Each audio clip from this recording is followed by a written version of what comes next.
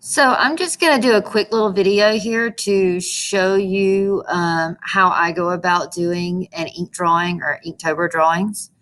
So I've gotten together here several different kinds of ink pens. You could also use India ink if you wanted to, and a brush because that's still considered ink, but you can use anything from just your regular old Papermate ballpoint pens to these cool little gel pens to Sharpies, anything that's considered ink. And as you can see, I've already started working on this, but you can see the pencil underdrawing. So that is allowed. It's even in the rules for Inktober, the official rules.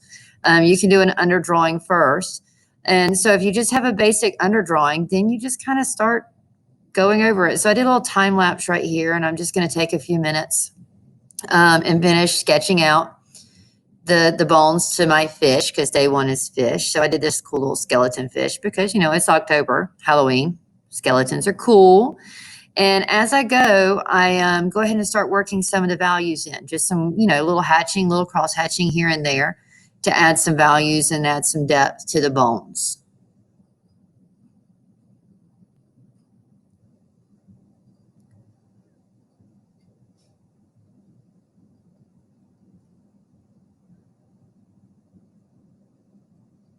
So notice too how I just kind of keep going back through what I've already done.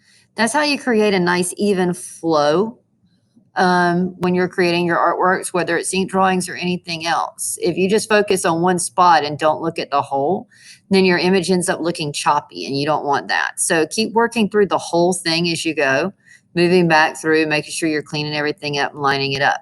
Now what I've done here is I've switched my pens. So where I was using the really, you know, heavy ink flowing pen that I got the really nice detailed blacks with for the bones, now I'm just using this Papermate because it's not going to give me, I'll roll it around like I'm supposed to. Okay, I'm using this Papermate, which isn't going to give me the really black blacks. I can use it and not add very much pressure and get some nice shadows. So I'm going to create these nice little shadows behind my bones.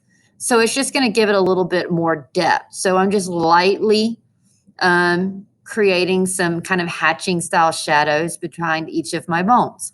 Now at this point, it looks like it could be finished, right? But why stop there? Let's take it a step farther. So I'm going to use my white gel pen, and I'm going to go in and just kind of add a little detail to each of the bones in the fish. Not anything crazy. I'm not coloring in the whole thing. And some of them, I'm just putting a single streak or a single highlight within that bone.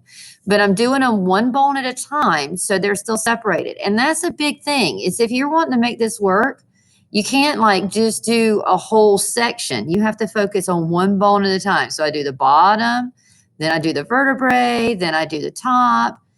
And all they're doing is making each one of those bones stand out and have its own details. So notice the difference. It looked done before, but now adding a little highlights into the face, it's all just going to give it more contour. It's what we call modeling, when you're taking something that's two-dimensional and making it look more three-dimensional. So these little details is really what makes it work.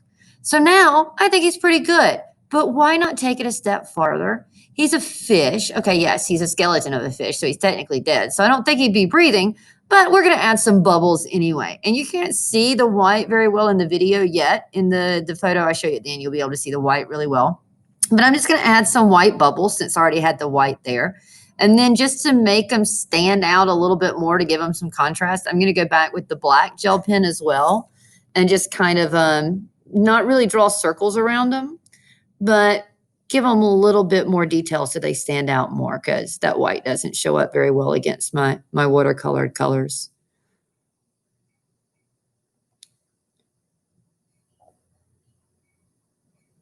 Different size bubbles, just kind of randomly placed.